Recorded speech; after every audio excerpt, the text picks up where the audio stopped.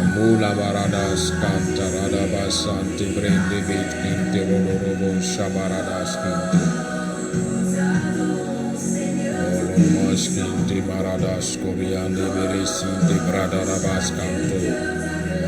Ele baradas shandarabas kinte brekete yente banamarando remes kinte rabarono robo shinte bradarabas korobo shende. Oh Mashiach, nous bénissons ton nom. Disons merci pour ta grâce en ce jour. Mashiach, merci pour ta faveur, pour ta paix, pour ta bénédiction. Au nom puissant de Yeshua, HaMashiach. Nous bénissons Adonai en ce matin. Disons merci à Kadosh Baruch. Shalom, shalom, shalom, Vraha. Que la bénédiction du shalom d'Adonai se pose sur vos vies. Que la bénédiction du shalom d'El Shaddai soit avec chacun de nous. Shalom à tous. Nous bénissons encore le Seigneur pour ce Shabbat. Il vient encore nous donner de recevoir de lui connaissance, sagesse et intelligence. Et pour nous qui aimons la parole d'Adonai, pour nous qui aimons la parole d'Akadosh Baruch, nous devons retenir quand ce Shabbat-ci, par son esprit, il viendra encore nous éclairer, nous équiper pour que nous puissions affronter la semaine qui vient avec toute grâce et toute faveur de la part d'Adonai, de la part de Yeshua HaMashiach. Shalom encore une fois. Nous avons durant toutes ces semaines étudié la parole d'Adonai et cela fait 2 Shabbats que nous sommes dans le livre de Vaïkra. Aujourd'hui encore, nous allons poursuivre au chapitre 3 du livre de Vaïkra, le livre des Lévitiques, et nous allons comprendre la volonté d'Adonai. Quel est l'enseignement que le Seigneur a décidé d'adresser à son peuple, d'adresser à ceux-là qui mettent en lui leur confiance et qui décident de marcher selon sa parole lumineuse. Écoutons la parole d'Adonai en Vaïkra, chapitre 3. En hébreu, il est dit Vaïkra Gimel. Écoutons la parole d'Adonai. Amen. Je lis la parole du Seigneur, Lévitique 3.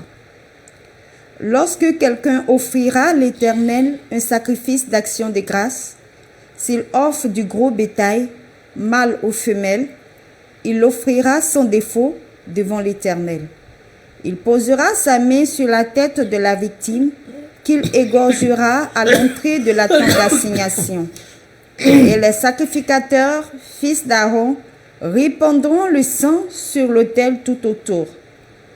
De ce sacrifice d'action de grâce, il offrira en sacrifice consumé par le feu devant l'Éternel la graisse qui couvre les entrailles et toute celle qui y est attachée, les 2 rognons et la graisse qui les entoure, qui couvre les flancs et le grand lobe du foie, qu'il détachera près des rognons. Le fils d'Aaron brûlera cela sur l'autel, par-dessus l'holocauste qui sera sur le bois mis au feu. C'est un sacrifice consumé par le feu, d'une agréable odeur à l'Éternel. S'il offre du menu bétail, mâle ou femelle, en sacrifice d'action de grâce à l'Éternel, il l'offrira sans défaut. S'il offre en sacrifice un agneau, il le présentera devant l'Éternel. Il posera sa main sur la tête de la victime, qu'il égorgera devant la tente d'assignation, et les fils d'Aaron en répandront le sang sur l'autel tout autour. De ces sacrifices d'action de grâce, il offrira un sacrifice consumé par le feu devant l'Éternel, la graisse, la queue entière, qu'il séparera près de l'échine, la graisse qui couvre les entrailles et toute celle qui y est attachée, les 2 rognons, la graisse qui les entoure, qui couvre les flancs, et le grand lobe du foie, qui détachera près des rognons. Le sacrificateur brûlera cela sur l'autel. C'est l'aliment d'un sacrifice consumé par le feu devant l'Éternel. Si son offrande est une chèvre, il la présentera devant l'Éternel.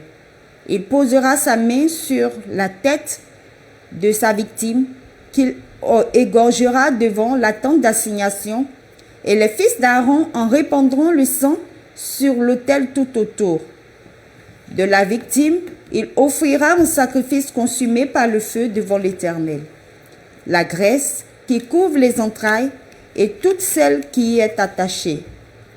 Les 2 rognons et la graisse qui les entoure, qui couvre les flancs et le grand lobe du foie, qu'il détachera près des rognons. Le sacrificateur brûlera cela sur l'autel.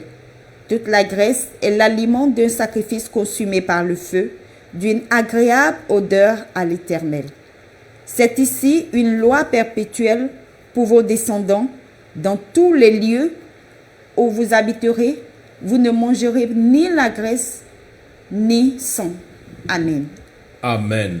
Bien-aimés, disons merci encore à Adonai pour sa parole véridique, sa parole puissante.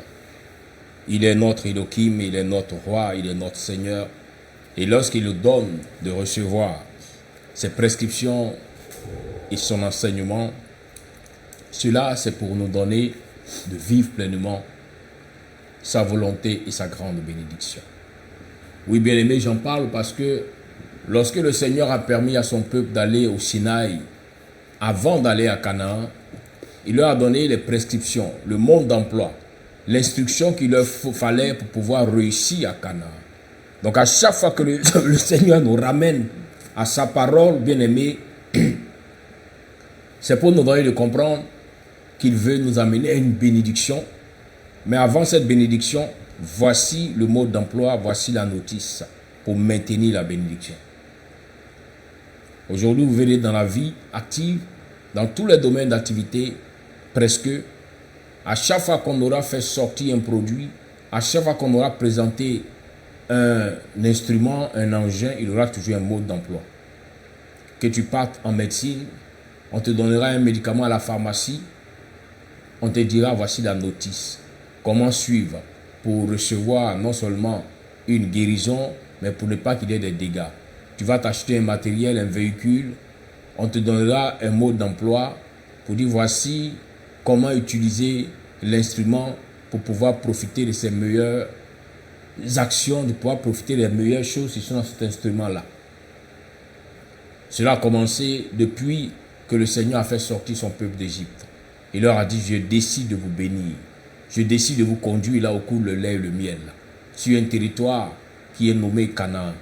Mais avant d'y aller, venez à la montagne pour que je vous donne les prescriptions, les lois, les ordonnances, afin de perpétuer votre réussite là-bas. Et quand ils sont arrivés au Sinaï, le Seigneur leur a donné toutes ces lois et tous ces commandements. En ce qui nous concerne aujourd'hui dans le livre de Vaïkra, il est question de 2 éléments très importants dans la marche avec Adonai, dans la marche de la réussite, dans la marche de la bénédiction, dans la marche du succès. Et ces 2 éléments sont mentionnés à la fin de ce chapitre 3 de Vaïkra, au verset 17 où il dit « C'est un statut perpétuel pour vos descendants dans toutes vos demeures.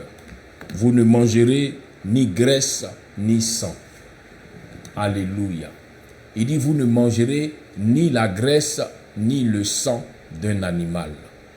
Ni la graisse, ni le sang d'un animal. Pourquoi?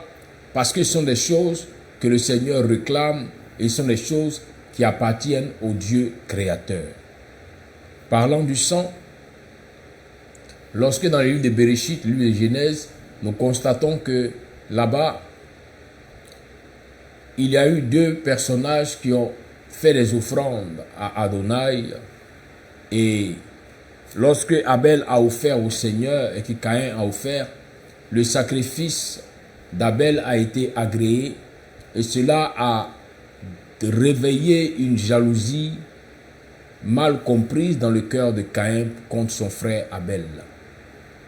Et la parole du Seigneur nous fait mention que Caïn a tué son frère à cause de cela. Mais lorsqu'il a tué son frère, la parole d'Adonai nous dit que le sang d'Abel a crié. Le sang d'Abel a parlé. Et le sang d'Abel a interpellé son créateur pour dire, voici ce que m'a fait mon frère Caïn. Mon frère de même père, mon frère de même mère.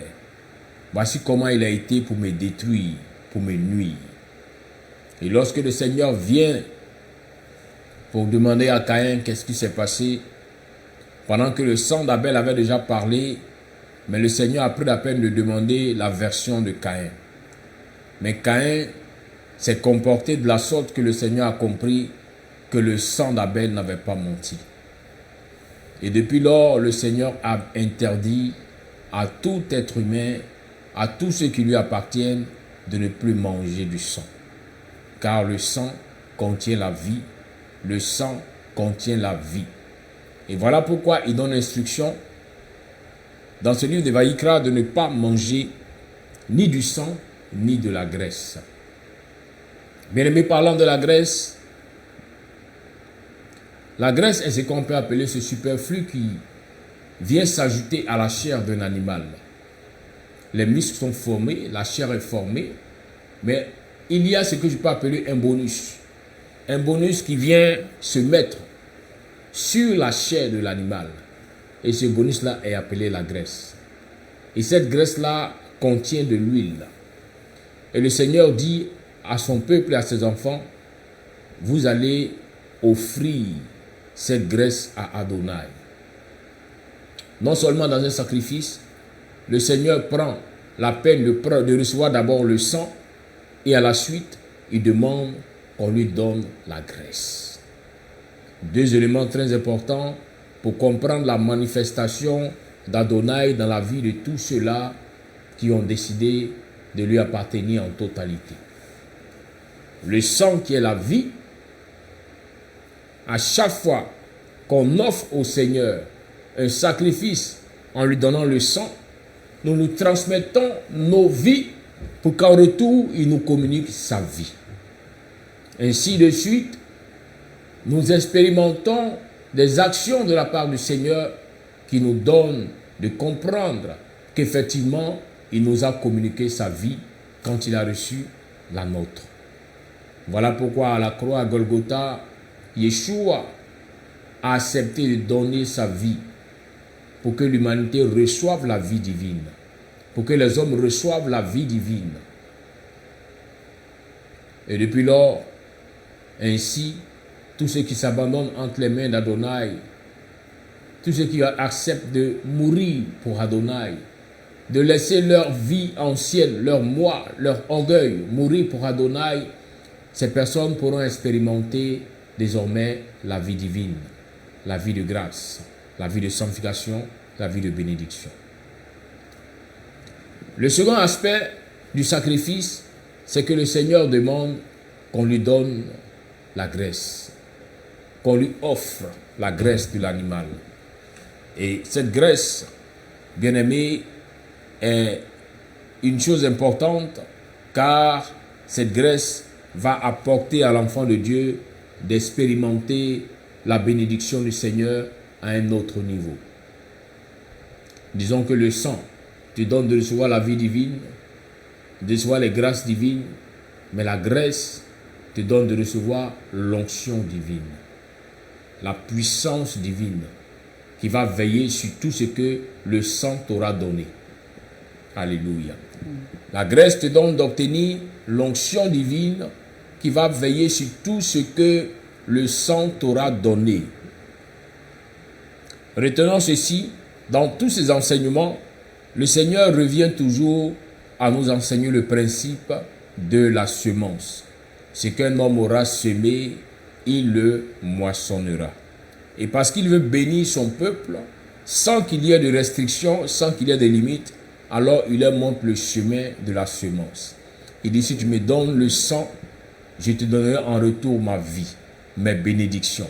Si tu me donnes la graisse, je te donnerai en retour l'onction, la puissance. Alléluia. Ainsi, il vient nous interpeller, nous rappeler et nous donner de comprendre l'importance d'offrir la graisse. Oui, bien-aimé, il faut offrir la graisse. Tout à l'heure, j'ai enseigné pour dire que la graisse est le superflu, on peut appeler cela le bonus qui vient sur la chair. Voilà pourquoi il insiste pour dire, quand vous voulez m'offrir un animal, qu'il soit un veau gras, un veau qui a la graisse. Ne ferez pas un animal qui est asséché, qui n'a pas de graisse. Vous allez vous-même vous octroyer des limitations. Adonai ne veut pas que tu sois limité. Il dit, reçois non seulement la bénédiction, mais à la suite, reçois aussi la protection pour cette bénédiction. C'est pourquoi à chaque fois qu'un enfant de Dieu viendra offrir, donner une offrande, donner une dîme, bien-aimé, ça ne sera pas limité. Il aura toujours la graisse qui devait être là-dessus. Il aura toujours le bonus qui viendra se mettre là-dessus pour que non seulement le Seigneur accorde ce que l'enfant a demandé, mais qu'il puisse donner aussi la protection lorsque l'enfant aura reçu ce qu'il demande. Ainsi, nous comprenons par là que le verset du Seigneur qui dit « Lorsque Adonai bénit, il éloigne le chagrin », tire sa source de ses actes de sacrifice vis-à-vis d'Adonai. Quand il t'aura donné ce que le sang doit te donner, il faudra aussi qu'il te donne la protection pour que ce que tu as reçu, tu puisses en jouir, tu puisses profiter sans aucun problème. Alléluia. Et pour comprendre le principe de la graisse, nous allons prendre le livre d'Isaïe, Isaïe le chapitre 10, Isaïe le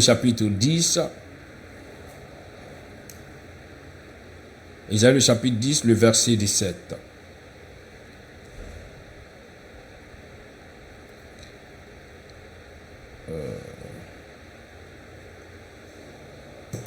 Non, Isaïe le chapitre 10, le verset 27 plutôt. Excusez-moi. Isaïe le chapitre 10, le verset 27. Il dit, en ce jour, son fardeau sera ôté de dessus son épaule et son joug de dessus ton cou. Et la graisse fera éclater le joug. En ce jour, son fardeau sera ôté de dessus ton épaule et son joug de dessus ton cou, et la graisse fera éclater le joug. Voyez ici l'importance de la graisse. Adonai est en train d'enseigner à son peuple au travers du prophète Isaïe qui prophétise pour leur dire qu'il y a un fardeau étranger, qu'il y a un fardeau que les ténèbres, il y a un fardeau que la sorcellerie pourra déposer sur ta vie depuis ta naissance, là où tu étais encore une personne inconsciente, une personne innocente, une personne ignorante. Ils ont mis ces fardeaux sur toi, ils ont mis ces jougs sur toi. Ils veulent t'empêcher d'entrer dans toutes ces grâces. Mais quand tu comprendras l'importance de la graisse, alors une action pourra se poser dans ta vie. Une action pourra prendre forme en ce sens que la graisse va faire éclater le joug. Vous voyez? La graisse va faire éclater le joug. Du coup, la graisse vient être comme une dynamite, comme une bombe. Et elle va faire éclater le joug. De nos jours, chacun de nous comprend un peu qu'est-ce que c'est qu'une bombe, qu'est-ce que c'est qu'une dynamite. Nous voyons dans les documentaires, nous voyons souvent à la télévision comment est-ce qu'une bombe peut faire des dégâts sur des centaines de mètres, sur des centaines même souvent de kilomètres, tout dépend de la bombe qui a été lancée. Et la bombe efface tout sur son passage. Et le Seigneur nous dit que la graisse est à l'image de cette bombe-là qui viendra effacer tout, qui viendra détruire tout. Il n'aura pas à dire j'ai cassé un côté, il reste un côté. Non. Quand la bombe est lancée, quand la bombe éclate, la bombe ne laisse pas de trace de quelque chose.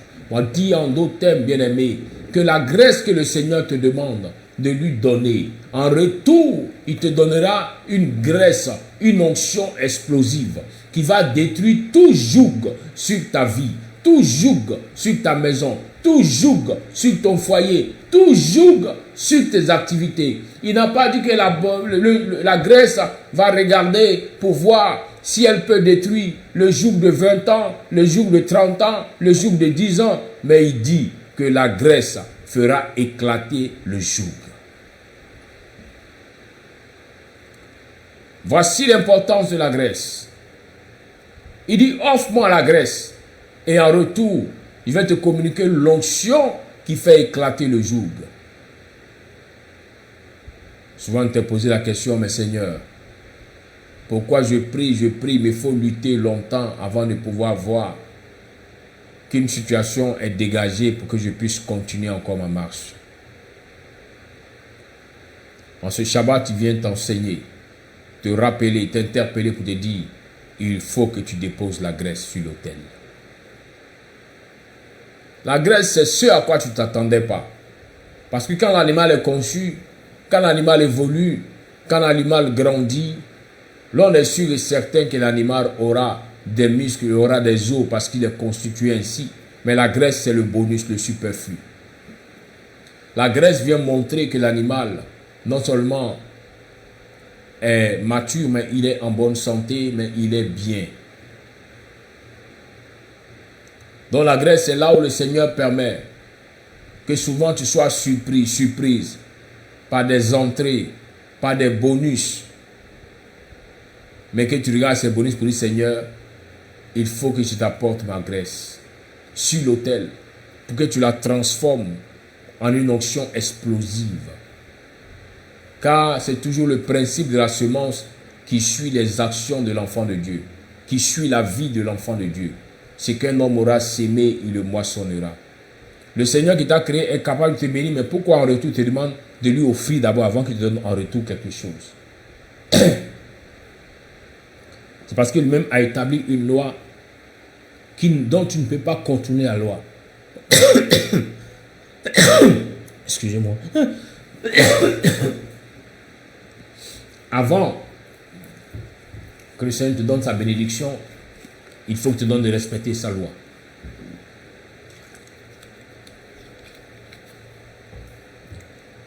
Et cette loi dit que si tu donnes la graisse, tu auras l'onction qui brise le joug. Cette loi dit, si tu donnes le sang de l'animal, tu auras en retour la vie abondante du Seigneur, tu auras en retour la bénédiction du Seigneur, tu auras en retour le succès du Seigneur. Souvenez-vous, bien-aimés, en 3 Jean 2, lorsque l'apôtre Jean a reçu la révélation, il dit, bien-aimé, je prie que tu prospères à tous égards et sois en bonne santé. Cette première partie de ce verset symbolise l'offrande du sang que tu donnes au Seigneur. Le sang que tu offres dans ton offrande te donne de pouvoir prospérer à tous égards, te donne de pouvoir avoir la bonne santé. Mais la suite, lorsque tu donnes la graisse, cela concerne la deuxième partie du verset qui dit « Comme prospère l'état de ton âme ». Il y a ici le spirituel qui vient maintenant intervenir. La première partie parle du physique. J'ai réussi dans mon travail, j'ai réussi dans ma culture, j'ai fait une plantation, j'ai eu du succès, j'ai réussi dans mes activités, financièrement j'ai une position. Mais comment faire pour conserver cette position? Il faut que le spirituel maintenant intervienne. Et parlant de ce spirituel, le Seigneur dit, il te faut avoir la graisse. Offre-moi la graisse et en retour, je te donnerai une onction explosive. Une onction qui, lorsqu'elle va détecter quelque chose de négatif, quelque chose venant des ténèbres, elle n'aura pas besoin même de t'informer, mais elle va exploser la chose. Comme lorsqu'on met une mine antipersonnelle sur un champ de bataille, la mine ne prévient plus son propriétaire qui l'a posée. Même quand le propriétaire s'est éloigné à des milliers de kilomètres, mais la mine attend. Qu'un élément intrus arrive sur le territoire et que l'élément se rapproche de lui, la mine explose seule. Voici le rôle de l'onction. Voilà pourquoi celui ou celle qui a l'onction explosive, tu peux être en train de dormir, tu peux être en train de t'amuser. Quand les ténèbres viendront contre toi, contre ta maison, mais l'onction seule interviendra. L'onction seule se manifestera sans que tu n'aies à prier et à jeûner. Parce que l'onction est arrivée. Alors quel que soit le jour qui était, il sera explosé. Quel que soit le jour qui viendra, il sera explosé. Alléluia. Voici l'importance du sacrifice en donnant le sang et en donnant surtout la graisse. C'est pourquoi il dit, tu ne mangeras pas. Il dit, vous ne mangerez ni graisse ni sang. Mon frère, ma soeur, peut-être que par inconscience, souvent, tu as pris la peine de manger le sang. Par inconscience, souvent, tu as pris la peine de manger la graisse. Mais je viens en ce Shabbat te rappeler qu'il est interdit de manger le sang, il est interdit de manger la graisse.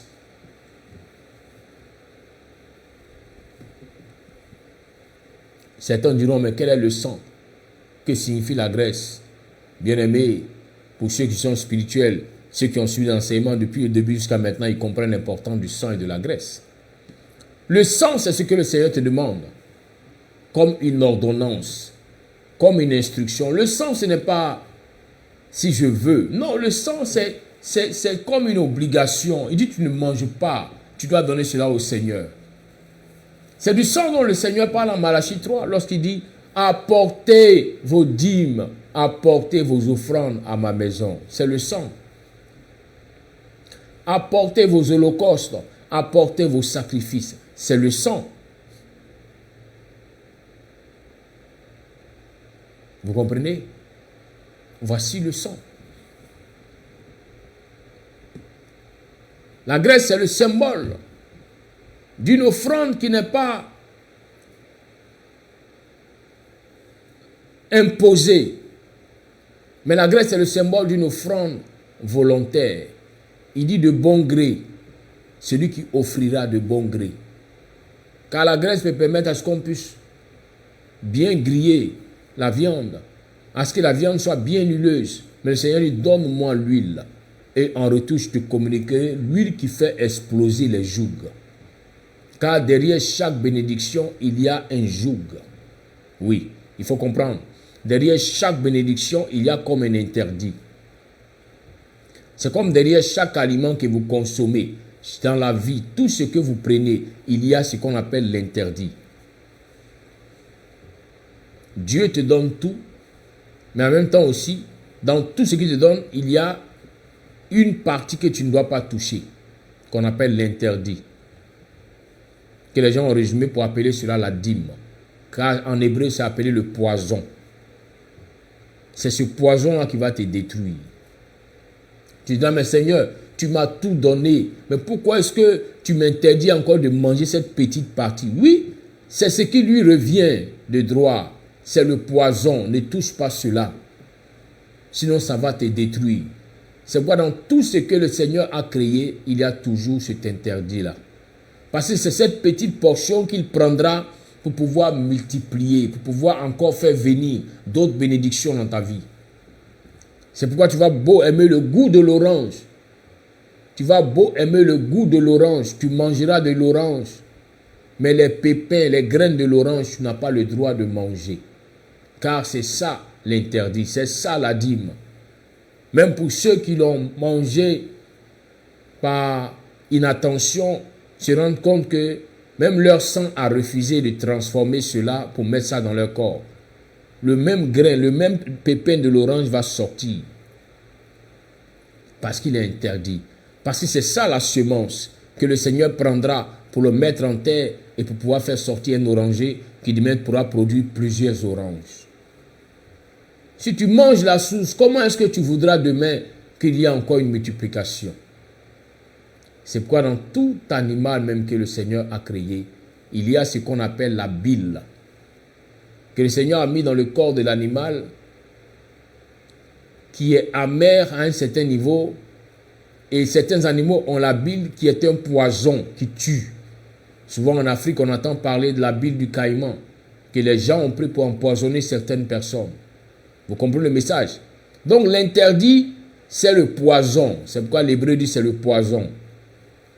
Ne doit pas manger.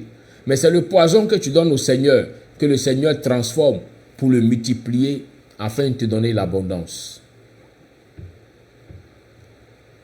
Donc comprends que tout ce que le Seigneur te donne, il te donne en totalité. Et il regarde si tu as la sagesse. Il regarde si tu as l'intelligence spirituelle afin de pouvoir multiplier cela facilement pour ta vie. Si tu as l'intelligence spirituelle afin de pouvoir permettre à ce que le poison revienne au Seigneur pour que lui puisse multiplier désormais les choses dans ta vie afin que tu connaisses l'abondance continuelle. Ainsi il réclame le sang, ainsi il réclame la graisse et il interdit à son peuple, il interdit à ceux qui lui appartiennent d'en manger.